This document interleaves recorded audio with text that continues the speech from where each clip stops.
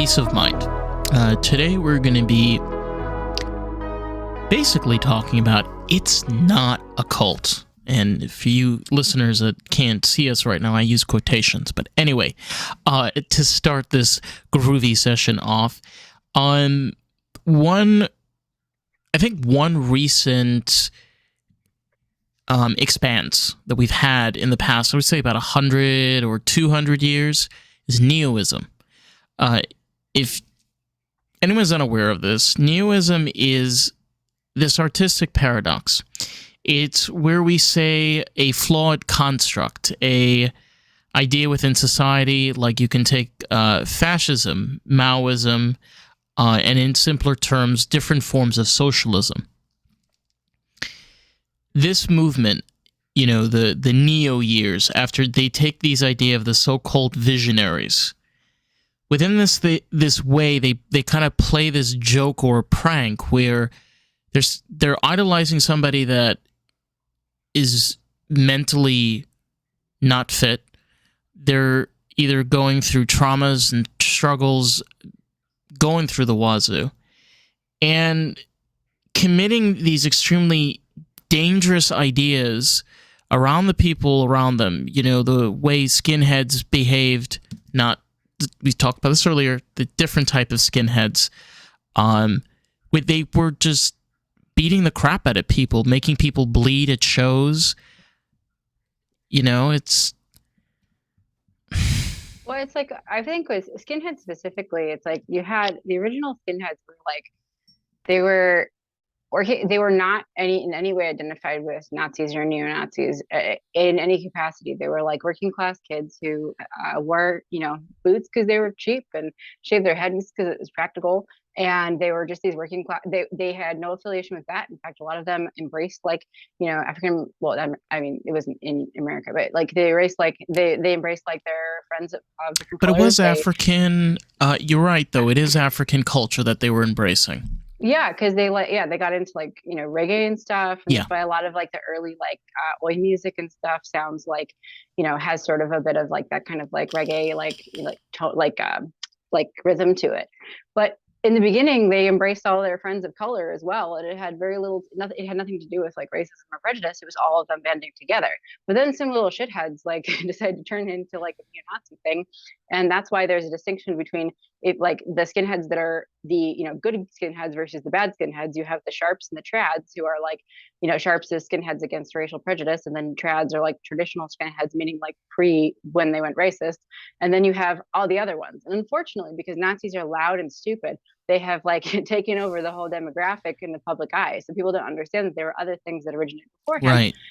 Which I've encountered so many times when like these things are not actually these things have nothing to do with Nazism. Nazis have just co-opted these ideas and like stripped them of their original meaning. And sometimes the meaning is actually something really good.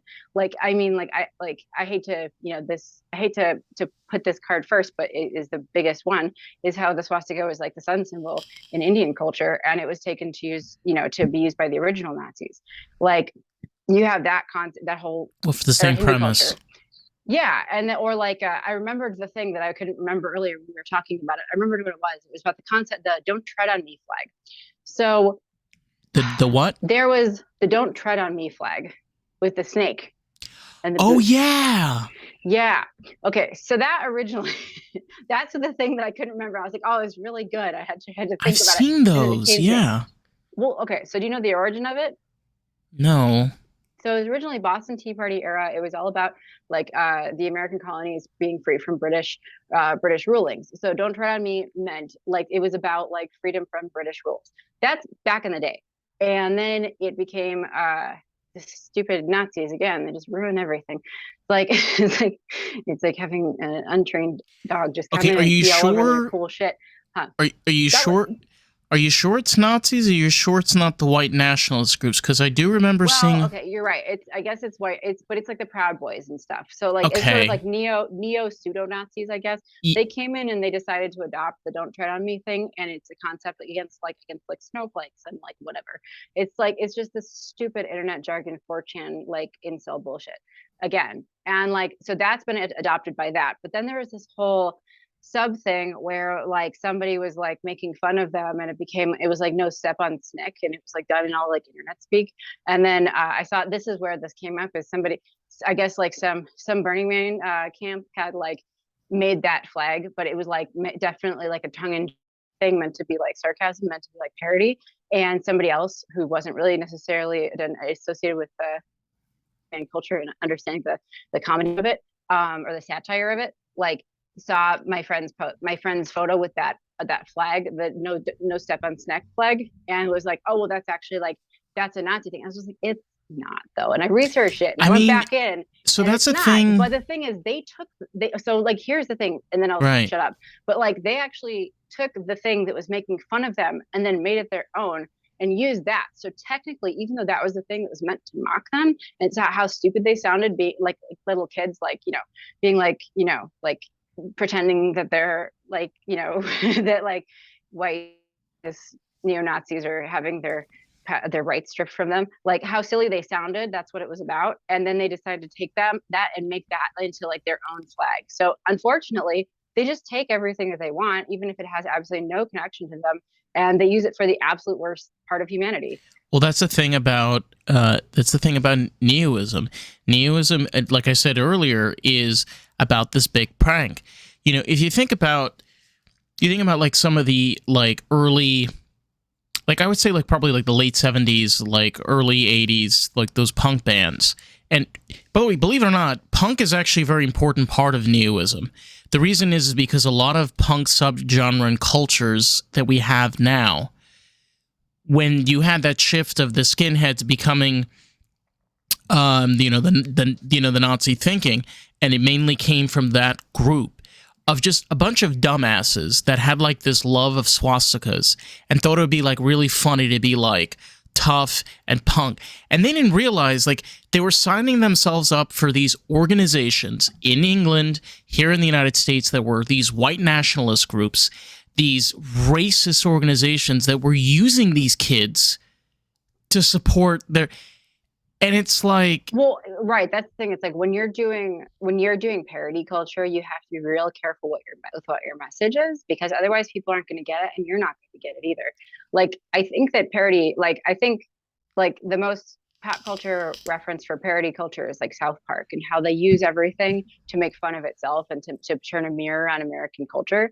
But like, if you take it out of context, it could be used against the people who are fighting against it, if that makes sense.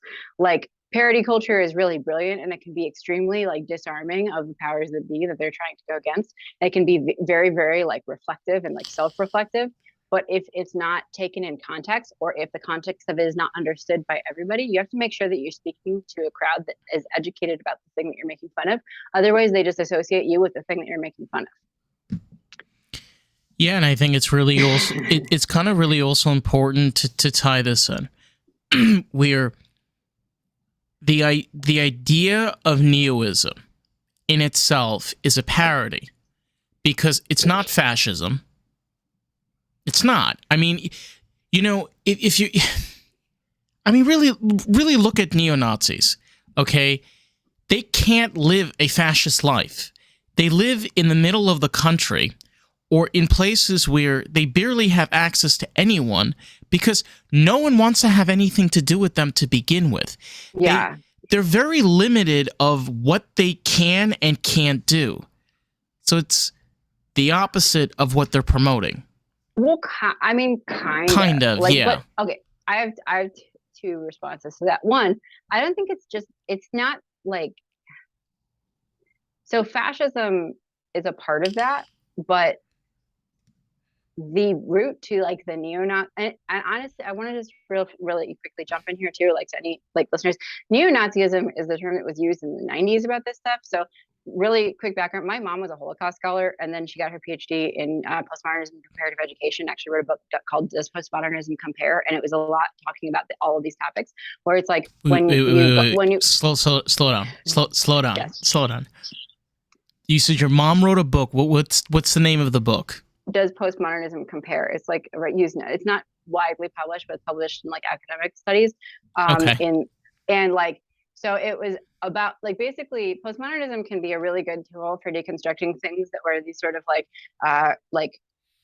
like limiting structures that existed in society. But when you take it to a sort of moral and ethical standpoint, it kind of takes it to like, what, and nothing means anything. The history of something doesn't matter. And that was sort Okay. of like what her whole research, that while she was alive, that was what a lot of what her research was about. And she saw the whole rise of the Nazis coming years and years before it happened again. And like, but I grew up with this stuff surrounding me as well. So neo-Nazi was a term that was used in the 90s, and it's not really used anymore. It's not really considered neo-Nazis anymore. Now it's like they're all these, you have like the Proud Boys. There's like all these different things, but they all have neo-Nazi But ties. they They don't all like being called stem, that. but they see, you make a very valuable point in where I the way I've seen it for years, I call it a gap. It's where okay, moving away from fascism, if you move to Maoism, Maoism is a great, you want to get to the root cause of kind of a lot of social issues that go on in Asia. Maoism was an answer. It was basically saying that here we are, the empire of China, and we are the workers' people of China. We are the people that have made this country for thousands of years. China is one of the oldest countries on this planet that's still that's still around. China and India. Yeah, and you had Mao. You know, he came in as this prowess ruler that said, I believe in the workers' people of China. Today, Maoism is a very important part of Chinese culture. I've met many Chinese people. They have this very strong work ethic because they're raised from a very young age that's how they live their lives. Now, if you look at Chinese culture now, it's not really Maoism anymore. It's become a different variation of socialism. There's hierarchy of the richer class in China. There's different names, different interpretations, different groups and dynamics and provinces and regions and businesses all across China. So you're right. In many ways, like today, it's not really neo-Nazis anymore because it's progressed. But if we want to look at the story from the beginning. It's less about Nazis than it is. I mean, specifically, I mean, saying Nazis like TM, as a definition of it, but like it's more about just like, it's more specifically about the way the beliefs that Nazis upheld, which is like racism, sexism, homophobia, and like just a belief in white nationalism, basically. Like it's not necessarily like, it is the same thing, but they're not. Some of them do go down the Hitler route, but a lot of them are focused more on the specifics of what that represented, which is like, racism, anti-Semitism, homophobia, sexism, all the isms, all the bad isms. Right. And so it's like, whereas though in the 90s, when you had the neo-Nazis that were actually like, that was like the term for them, like, because like I said, like now there's like delineations for all the different like subsects of it, just like there is for everything. And like but it's like white nationalism is sort of the overarching thing now, I believe. But the neo-Nazis were more directly just like, followers of Hitler in that same way that the Nazis it's were. The same. It's the same thing with Maoism. When Mao was still alive, people were following his beliefs. When he died, there were people that were still following his legacy. If you think about it now, like Mao has been dead for I don't know how many years. Most Chinese people don't even give a shit about that anymore. All they care about is, what the next level is, which again, a very big part of Maoism is, communism, socialism, the progressive society. We're going to be getting into this soon, which is transformational development. Yeah.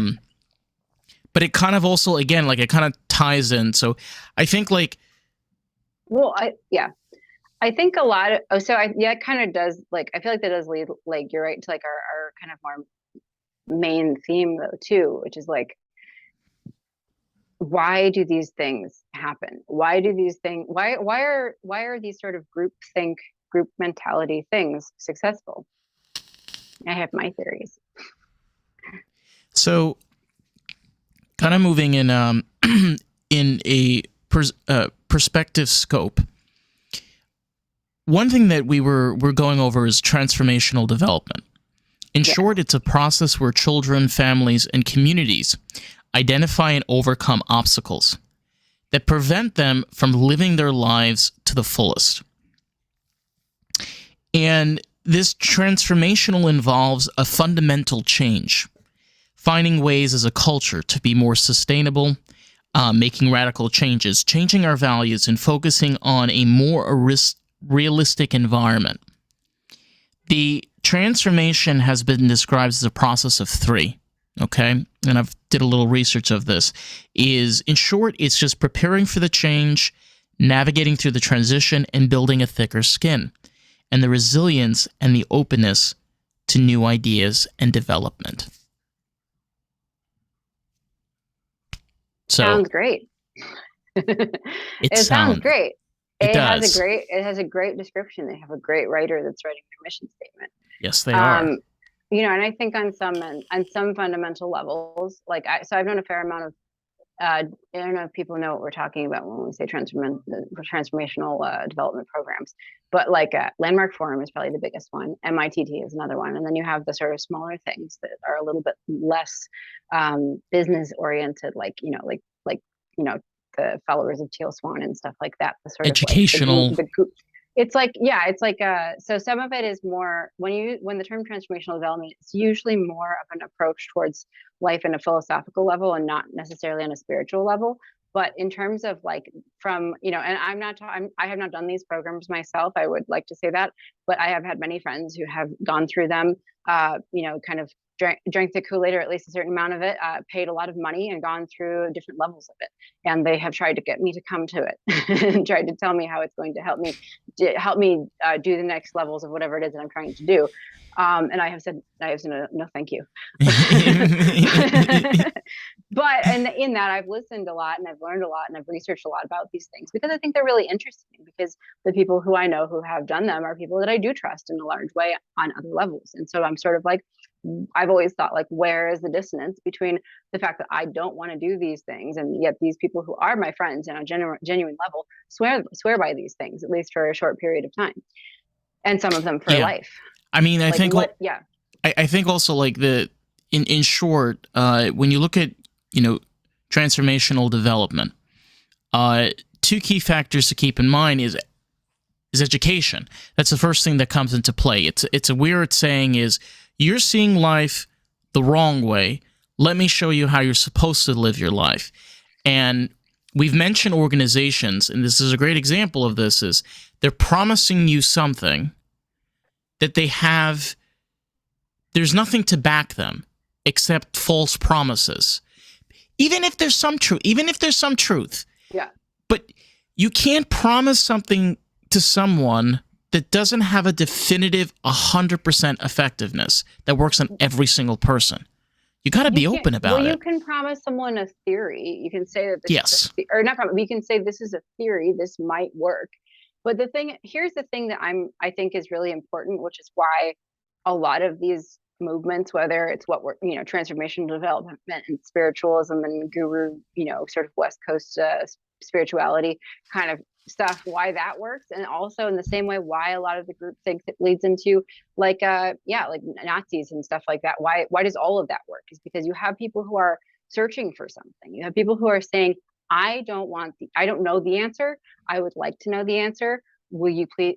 And so they go out searching for this. They feel lost. They feel like they want something to make sense. The life, the way that they live it does not make sense for them anymore.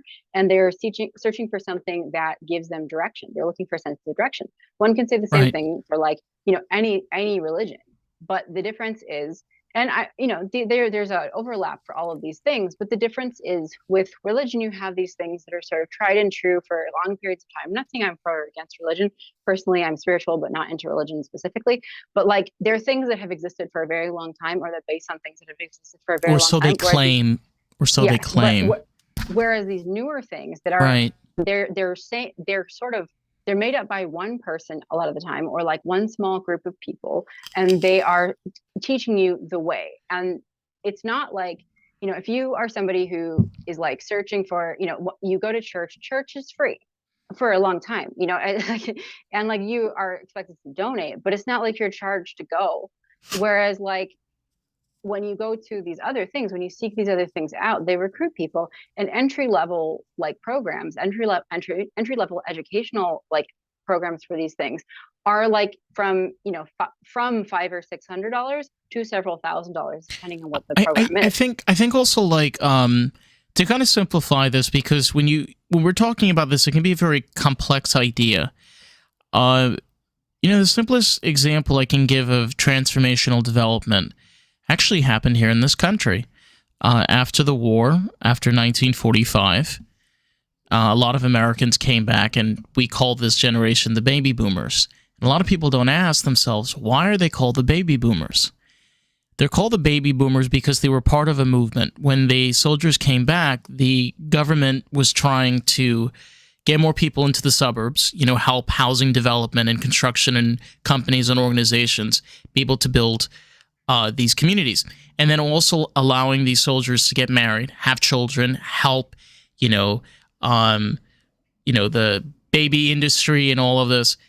Well, And it was also post Great Depression, post World yes, War One, all the births. My parents are both baby boomer generation, like older ones, my and mom is like also a baby boomer. yeah, yeah, totally. And like it was part of the baby boom was also talking about just the rapid population growth through that Right. one generation.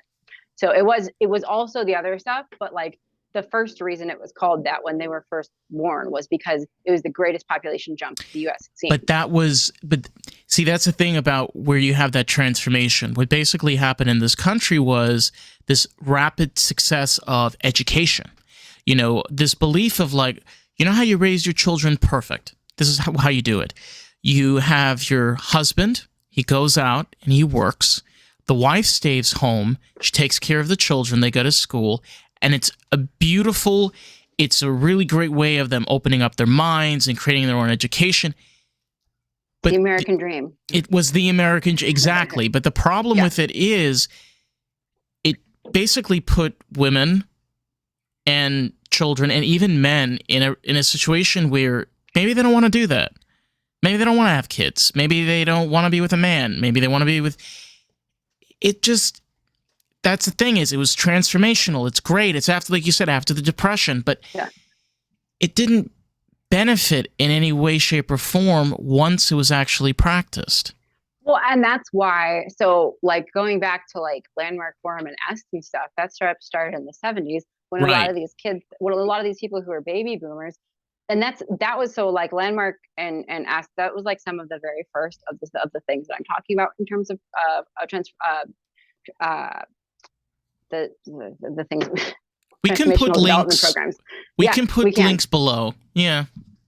Well, Just do that. and so like so a lot of that started, and the people who started it were from the baby boomer era, and there because there was so much disillusionment. Because so not only was it was like they were sold the Brooklyn Bridge in terms of like the American dream, and it wasn't that like with our generation or with my generation with like millennials, a lot of it is like there is no dream to be had in terms of the traditional sense because the like capital infrastructure that we like graduated from college into like just it had collapsed right before we graduated. But like with that generation, it was more like them realizing, you know, they grew up reading like Kerouac and like Hunter Thompson and like all of the Right. and like Anna Eastman and like and Henry Miller and all of these beautiful writers and also like James Baldwin and also the other, you know, the Ooh, more Henry civil Miller. rights. Yeah, he's great. Oh, I love.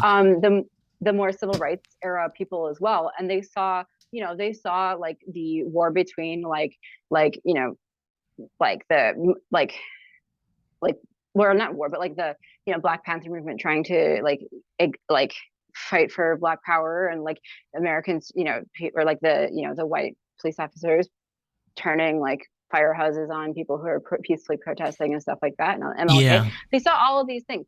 And then, but the thing is, like, so if they were part of that the marginalized groups, Right. or if they were close to those marginalized groups, they understood that there are lots of things that you had to like.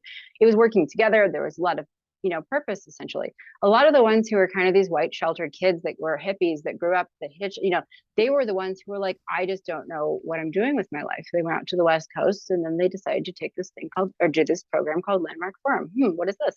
And it was a program, and these were programs that were basically for people who had felt like they had lost meaning in life.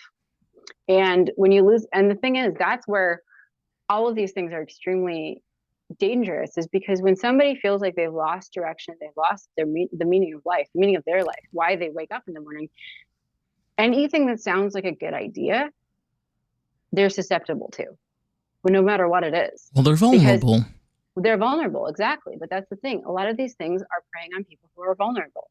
They're like, why can't I be who I want to be? Why can't I get where I want to be? Why am I struggling? Why don't I love my spouse? Why don't I love my job? Why am I unhappy in my body? And so there are these programs that are on one hand are not necessarily bad, some of the things they're teaching people, but there are these extremely gatekeepery programs with kind of pyramid scheme sort of structures to them that require a phenomenal amount of money to just be able to participate in them in the first place. And when you bring up those issues, because I have gone to their introduction classes before, or because somebody else brought me, I have gone to their introduction thing before. If you bring these sort of more egalitarian, like anti-capitalism kind of perspective, questions to it, their response is one, there are scholarship programs which are still very expensive, and they're not, they're very few and far between. So it's like one person can do it or whatever. But the other thing is they're like, well, if you really want to go, you're going to find the money. And which is totally cool if you're like a kid of upper middle class or richer people, or you're in communities where you can say, hey, can I borrow $700 so I can go find myself with this group of people in the woods? And then you do. But if you're not from communities or demographics or families where you can do that kind of a thing, no, you can't find that money. That's a lot of money. That's rent. That's all your bills.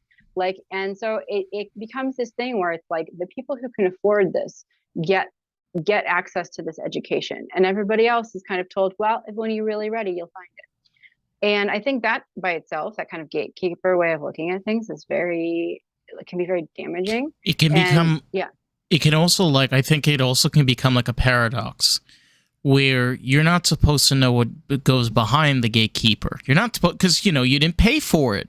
Exactly. But it's very strange to always remembering this in the back of my head is, if it's too good to be true, it probably isn't. Yeah. And and that's why I think I'm not a fan of of self-help things in general, but I most of the help I've gotten from pieces of writing or movies or whatever, it's from pieces of writing or movies. It's from beautiful literature. It's from a really great TV show or a movie. And it's from the humanity of the characters that's written into that and what they go through. And I'm I've seen myself. I reflected in that. But it's it's not from, I don't like people just talking to me being this is how this works for me. And I feel I don't know, I feel it's something I joke about, is just in a long enough timeline, if you're in Los Angeles, at least a third of the people become life coaches. And it's because I think it's oh, I can figure out how I want my life to go, and then I can have clients and teach them what I've learned and charge a lot of money. It sounds do you know something? Do you know who the best life coach in my life is? It's Twix. Oh. It's literally my cat, and I mean that sincerely. Yeah. And I know you got your little mush mush and your little moon pie. We'll talk about them in a second, but and Charlie, there's Charlie the rat too. There's three. There's three? Oh my God. Charlie's just shy. He doesn't ever come out much. Oh, poor little Charlie. I'll go grab him. But for me, it's because the reason why Twix is a life coach. They ground you. I don't need somebody to tell me, oh, this is what you needed. All I need is to come home and I have this fluff ball that looks forward to me to come home every single day. And you realize, what the most important thing about living is realizing is sometimes you get what you get you enjoy what you have, and you deal with things like this. Things are fucking temporary in life. Yeah. You know, it's not going to be like this forever. It's not. Come on. No, nothing is about ever it. nothing is gonna last forever. It can't. There's no such thing as permanence. Like everything is constantly in a state of transition one way or another.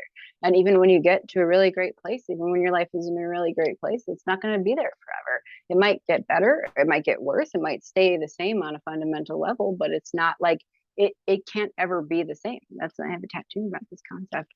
But like I think animals, you know, I think people how people approach animals and treat animals is as much, if not more important than like how they treat each other, because humans have a way of responding to each other. Animals are just these little, you know, these little energetic frequency critters, and they just respond to who you are and to your love and to your energy and to what you output towards them. But you know who did a really, I'm going to detour back to personal development programs, and Yes. an author that I thought did a really incorporated them in a really interesting and kind of funny, and the more that I think about it, like at my age now, like very socially adept kind of way, it was do you remember Chuck Palahniuk? Did you ever read any of his stuff? I know people know Fight Club, and I know Fight Club has also been adopted by a bunch of dumbass people.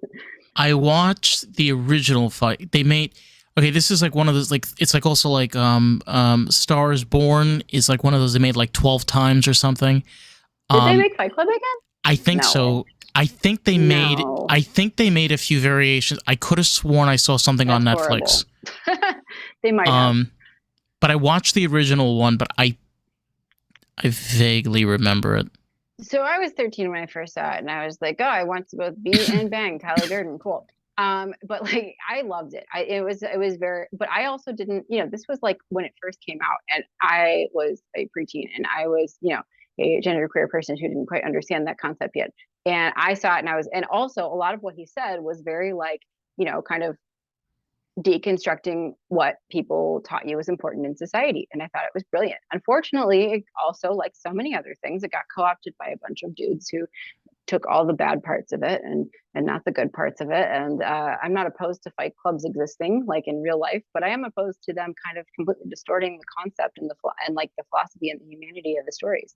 Chuck Palahniuk is a openly gay author, and he wrote that and a bunch of other things. And that was actually, I think, in terms of his books, probably one of his least good ones. It was good, but there were other ones that were phenomenal. Choke was my favorite. Or is it Choke? No, not Choke. Lullaby was my favorite, and Choke was one of my favorites as well. And he did a bunch of other really good ones. He's still writing, but just not very much. And I like, he was very, if you ever read interviews with him, he's extremely modest, and he really didn't understand the kind of cult following that he received afterwards, nor did he like, you know, like I used to see him read, like me and my first partner, we used to like go and see Chuck Palahniuk read, and it was crazy because like it was just all these like frat boys shouting at him, and like but he was really got into it. He like threw us like Halloween giant rat props that he signed and like severed limbs, and it was very fun. Anyway, this is all completely aside the fact. Yes. I read an article at one point about him and how he had at one point when he was in his younger writing career gone and done Landmark Forum, and he was like, basically his philosophy on it was like, it was interesting. I think I got a lot of it, but it's not really for me. But what I thought was interesting is looking at his writing after he had gone, is how he kind of incorporated that sort of group think and pushing people over that edge of discomfort into finding, you know, this sort of commodified sense of truth, and how he incorporated that into all of his different, like his different books. His books were always these like glaring political commentary on things that were often misinterpreted, but like were fundamentally really pretty good.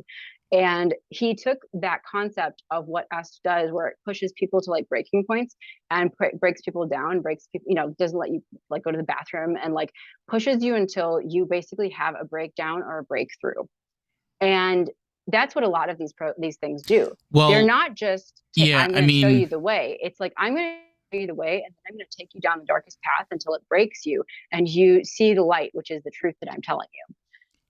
I mean, so this is something that we wanted to go over. I found this very interesting. So one cult leader which we were talking about is Teal Swan, which I think kind of makes sense because she's kind of very present and very, very well known. In a nutshell, the idea is this, okay? You have an active imagination process that facilitates the going deeper into places in ourselves that have experienced trauma and providing validation and comfort to your wounded inner child. Supposedly, you meet your needs in any way that is necessary, and you encounter profound emotional relief.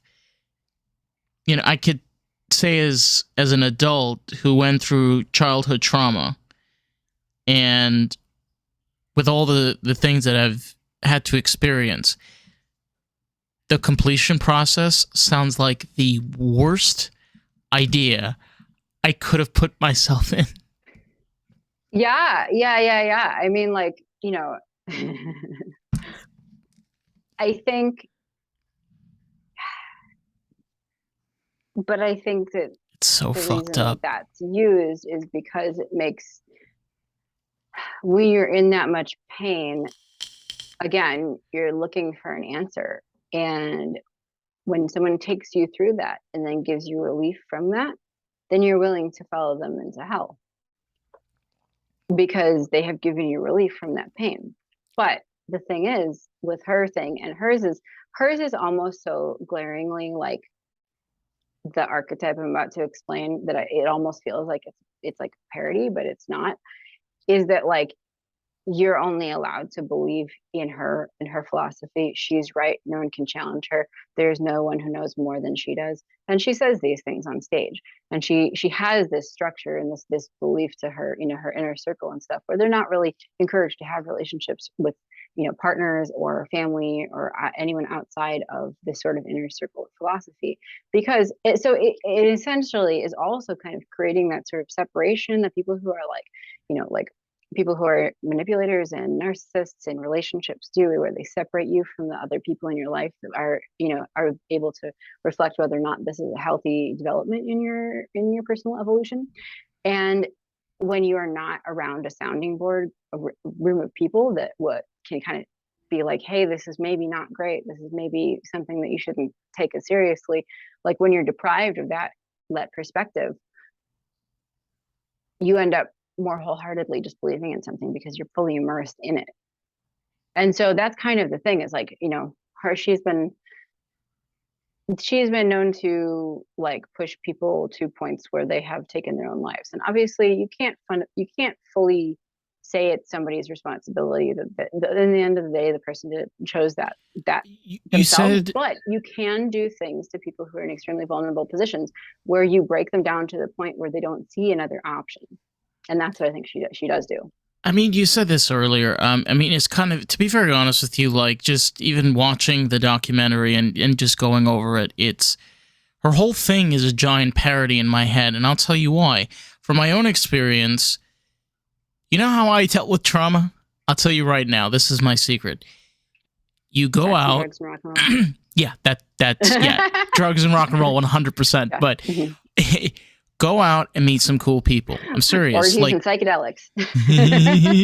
You're really helping out the youth right now. Great job. But all seriousness, like literally, parental guidance is advised. But like, I'm speaking from my personal experiences. I'm not saying anyone else. But literally, like finding like those cool people. Like if you're into like painting and you want to do like like wine and painting, literally like go out and find a class and meet people.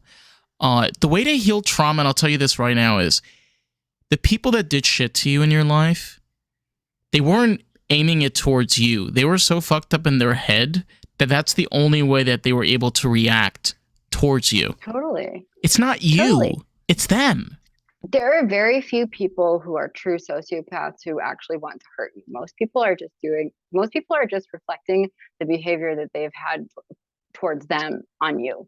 Yes. Like most people are just reflecting their own pain onto you, and that's why they mistreat you. And that's why even when somebody has a complete like crazy reaction to something, like a crazy reaction to you, and might like say some, go down some dark path towards you, like verbally or whatever, like it's not you. and it's not even really them. It's the person that did that to them when they were in a vulnerable position, and they're reflecting that on you. And it's not saying it's healthy, but when you can cut through that, you can stop reacting to what the person is saying, and you can start reacting to what that person needs, what their needs that have not been met. And I'm not saying that everybody should do this. Obviously, do what's safe for you, but it's like understanding that people are not usually out to hurt you. They're out to make a world that makes sense to them. And when they are Through their hurting own you, eyes. yeah, and when they are hurting you, it's because they've been hurt in the same way, and they're continuing that pattern, or they're trying to fight that pattern, and they think they are, and they're just doing a shitty job of it. Like, my mother went through insane uh abuse when she was young. Like, back in that era, it was just that was still like, beat kids within an inch of their breath or whatever, that kind of era of life. And so, like, I didn't get that kind of treatment, so she felt like she was a lot better, and she was a lot better than that era, but it still wasn't good. And a lot of people don't understand that things, that it's not just I'm doing better anyway. I mean, Yeah, it's not. Yeah. I've tried explaining this to my mom many times. Like, my mom wasn't a perfect mom, but she did better than what her parents did. And, I give her credit for, at least she tried. She did Yeah. the best that she could. And, we'll kind of go over this a little bit more, but I'm like telling anyone that's listening to this, people like Teal Swan are basically telling you to cut off relationships with people that they're fucked up, but if you can, or if there's a way, if you can't, I get that. Don't just like cut off a relationship with somebody because of a so-called crazy trauma inside of your head. Like, you said this earlier, like, life is fucking temporary. Like, before you know it, they're gonna be fucking dead, and then what are you gonna do? You're gonna sit by their grave and talk to them? Can't talk to them anymore. They're gone. Yeah, well, I mean, you can make peace with their ghosts. I'm kidding, but like, no, but you can. But I think, yeah, no, you're right though. But it's like, I mean, there are some people that are really negative. But the thing is, it's not saying, hey, like, cut ties with your weird uncle that did bad things to you. It's saying cut ties with anybody who disagrees with my fundamental philosophy, which is not the same thing. Because I understand cutting ties with people who are extremely toxic and who've been very abusive and who don't see that they're going to change. But remember though, the subconscious mind, that's not what they're hearing. In their heads, they're hearing, oh, this is a toxic relationship, let me cut off from this person. Even though this cult leader is telling you, you have to cut off with this person because they don't align with my views. But the person is perceiving it the other way. Well, that's why I think her thing is a little bit different, because she goes out and says, if you disagree with me, it's because you're not on my level. It's not it. That's almost where I feel like it's like at parody level, because it's not under the guise of this person isn't healthy for you. It's saying basically, if you question me, if you challenge me, if you disagree with me, if you do anything against my way of doing things, you're not on my level, and you're like the enemy. And so that means any, parent who's like, hey, I'm kind of worried that like you're spending all your money doing this program and stuff, and you haven't talked to anybody, and you cut ties with all of your friends from childhood, and you're, and us, and blah blah. Like, it's not saying like, it's saying cut ties with those people, even if those people are not necessarily toxic, just because those people are questioning whether or not you should be involved in your program. Yeah, but you're having those delusions in your head that they are. Remember this too, though. Whatever, people hear what they want to hear.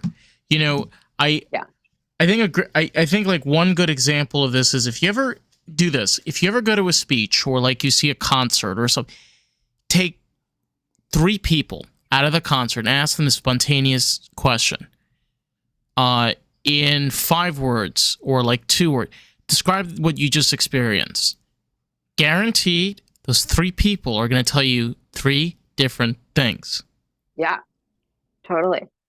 Nobody has the same perspective on everything. And that's where, that's why you have things like moral relativity as well, because, or like why that door gets opened, because everybody has a different perspective on everything. And so, like, there's no there is truth in terms of what happened, but in terms of what happened means is as variable as there are people in the room. But I think like you make a good point, especially like when we're talking about like, you know, the Swan group, because one thing I was reading.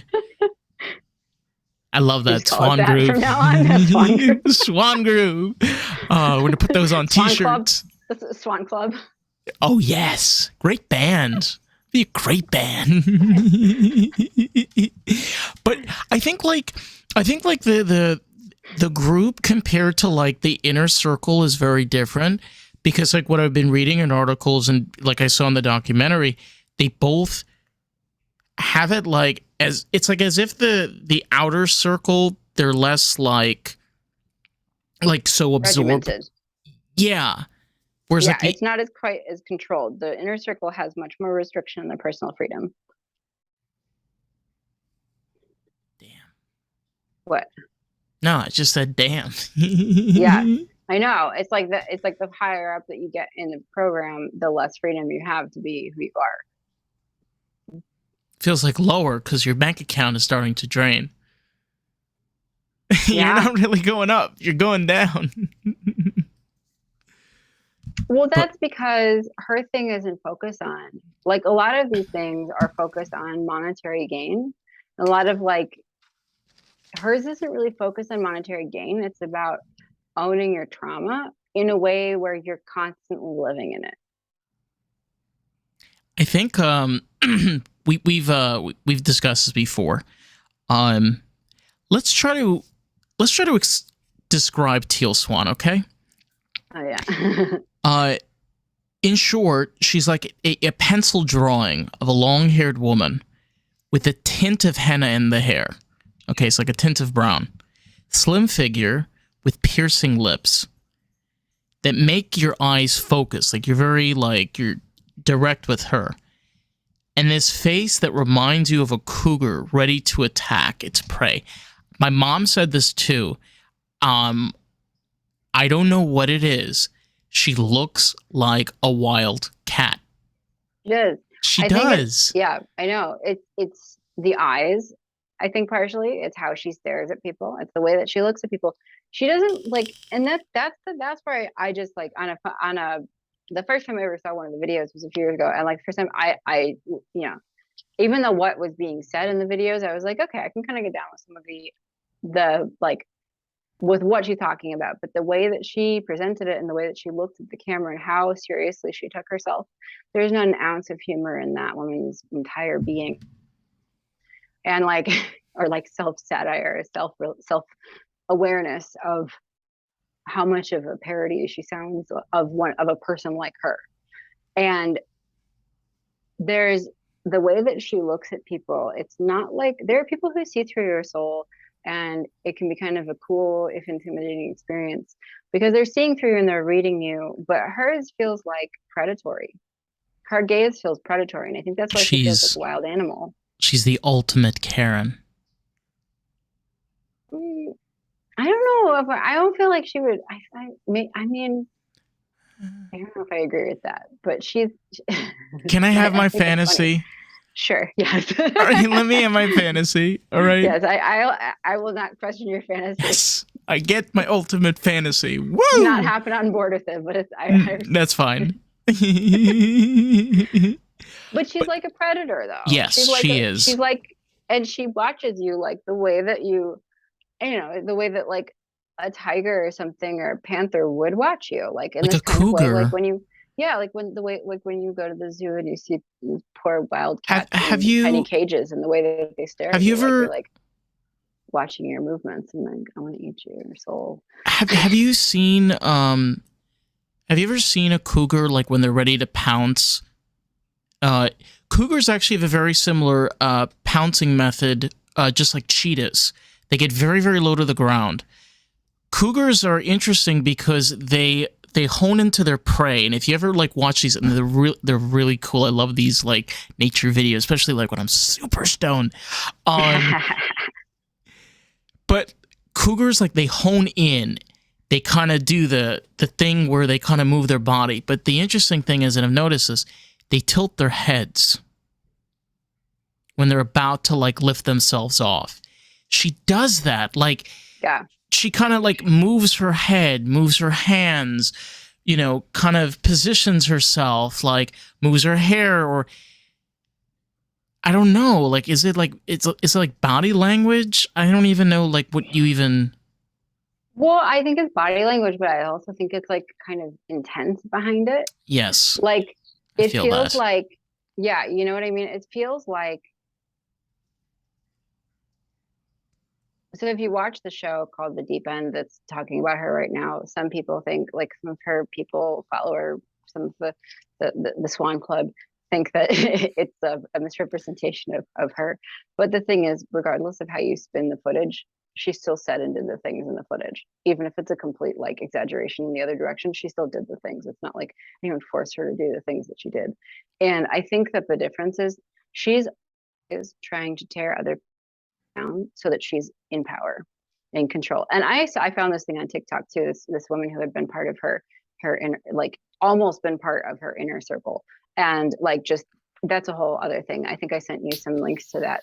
I can find a link to that as well, and we can put in the notes or whatever. But like, she's not trying to build you up or build her people up. She's trying to tear them down so that they're never quite larger than she is. And this is something that her followers, like her inner circle, has said, as well as the General Swan Club. And that is that, like, I love it. I know. I'm sorry. It's so great. I know. Yes. But but like she will, you know, she will compliment people, but only so much as that she still feels like she's on top. And like if other Yeah. people compliment one of her inner circle, she'll be like, oh yeah, totally, but you know, he's not really that great. And I remember one thing I read in the thing on TikTok when it was like when this woman was talking to one of her former inner circle people who had like left and was just like, I'm over her, and this is, and they were like commiserating on their experience. And he was saying like how like even when like somebody, she was like, oh, you know, like he and I have known each other for several like Teal was saying like he and I have known each other for several lifetimes, and the first lifetime was in like, you know, I don't know, Egypt or something, of course, a very white person who's like super pseudo spiritual thinks they had a lifetime in Egypt, whatever. Maybe it wasn't Egypt, it was something like that. But like she was just like, oh, and I was like, you know, and he was a beggar and he wanted to be, and like he wanted me to teach him. It's like, so even when she's complimenting someone and saying like, yes, you've had this spiritual connection for many lifetimes, she's still finding a way to say that she's the one who has the power and the other person doesn't. And that's kind of that's the thing. And I think that's why it feels like she's a predator looking at people, is because she's not looking at you to assess you and figure you out. She's looking at you to assess you and figure you out and figure out how she can like raise you 90%, but that last 10% is still something that she can squash you with. I know, I just know this and I feel this. If I ever met her in my lifetime, the one sentence that would come out of her mouth is, oh, I don't want you ever near me ever again. You get this man the fuck away from me. I don't want him near any of my followers. Ban him. He's not allowed anywhere near us ever again. Because she'll know immediately. I'll see right through her fucking bullshit. Yeah. And I'll call her out for it. And you do the same thing. I feel like it's that point. I know. I've visited some cults, and I know how to play coy with cult leaders. Oh, you do? I don't. I do. I don't. I do. I know how to ask them questions like I'm actually interested in what they're talking about. You got to teach me this so we can like kind of like crash the party. Oh yeah, at the Swan Club. I secretly really want to go into the Scientology thing at some point. I just want to go in there to get some Tom Cruise nudes. That's the only reason why I would want to go in there. Well, that's specifically the Celebrity Center. One time I had someone, Scientologist aunt, try to recruit me during a Thanksgiving dinner. It was very funny. Ooh. And it was also funny because we had just shot this video, and like it was on this person's land, and like her family is all Scientologists, and she's not, but also like I think she learned a lot from them. But me and the videographer, like we're just kind of like sitting there like listening while we were being like recruited by this like Scientologist lady, talking about like the Celebrity Center and talking about like us as artists and like what Scientology has to offer us and everything. And then we both were like, we're kind of like playing along with it and stuff. And it's just like, it is, it's like, it's the streets are paved with cheese kind of thing. It's like everything is. That sounds good. Can I get some crackers, please? I mean, like American Tail, there are no cats in America, and the streets are paved with cheese. It's like, it's an idyllic fantasy world. It will give you everything that you could possibly ever want in your life, and it sounds amazing. It does. Everything that offers is perfect. It's like, and then like, but at the same time, it's like basically saying like we own you. And so then when we got me and the videographer, we were driving back in the same car together, and as we're driving back, we were like silent for like 5 seconds, and we were like, so Scientology, huh? And we were both like not into it, but it was like a really funny moment where it was like we just got like they just tried to recruit us for like an hour and a half the entire time. Like it was crazy. But I mean, I have visited. The thing is, I've visited a few. I think this stuff. I think communities like this are extremely interesting because I think, in the sense that there is a part of me that is this kind of like forever vagabond traveler person in my soul. I'm sort of like, oh, this is interesting. Like they're sort of speaking to like the wayward wanderers of the world. Because everybody who is wandering at some point fundamentally also wants a sense of home and community and family. And so they prey on these things and they create this, but there's always a catch. There's always a price. There's always a price you need to pay to the devil. Always. Yeah, there's always an entry fee. That's something that you can never get back. Yes. But wow. Yeah. Damn. Swan Club, am I right? I think that documentary did a lot of damage to Swan Club, though. I think that it's not as big as it was beforehand. I do agree with you on that. Like, they didn't ask her any questions. They just walked around with the video camera. Like, she openly accepted having that filmed. She didn't want it filmed. They said that they were doing it in a different way, and then she was really mad at the representation. So they said that, and I don't even think they said that it was different than that. I think that they were like, we're going to do a documentary on your program and your workshops and stuff and your retreats. And she was like, cool, and they followed around for like 2 years. And I think that that's sort of like, this is sort of like the narcissist dilemma, right? Because it's like they're saying we're going to do an honest documentary on your program, and their version of honest and her version of honest are two completely antithetical things. Because how she sees herself is like this God figure, and how they see her is like this cult leader. So it was honest. It was. I mean, like, it was a mutual agreement of like, we want to show the truth, and I mean, you can't be pissed off about that. Like, I'm sorry. Well, like, it's. I mean, but like, I don't know if you like. Okay, it's like a lot of her time, a lot of her energy and effort on social media is responding to other people's criticisms of her online. It's a lot of her energy and effort is not actually spent on helping people as much as it is on defending her name and her brand, basically. And that was something that was talked about in that TikTok video with the woman who's part of it, where it's like, it's her, of course she's going to have a rebuttal to how she's represented in the documentary, because it's not saying Teal Swan is this, ephemeral alien, godlike guru person who came here to teach humanity about how to understand and assimilate trauma. That's not what it's going to say, because no one believes that they're followers of her already. And anything other than that, she thinks is people just being against her. Right.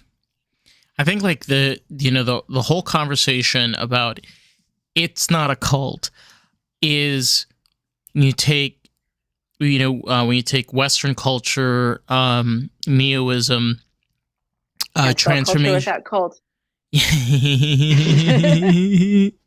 And the transformational development in all of these different programs. I think one thing we learn is A, they feed off of vulnerable people. B, we're dealing with narcissists. And then I think the last point to reach out is, it's an old saying, but it's so true. If it's too good to be true, It is.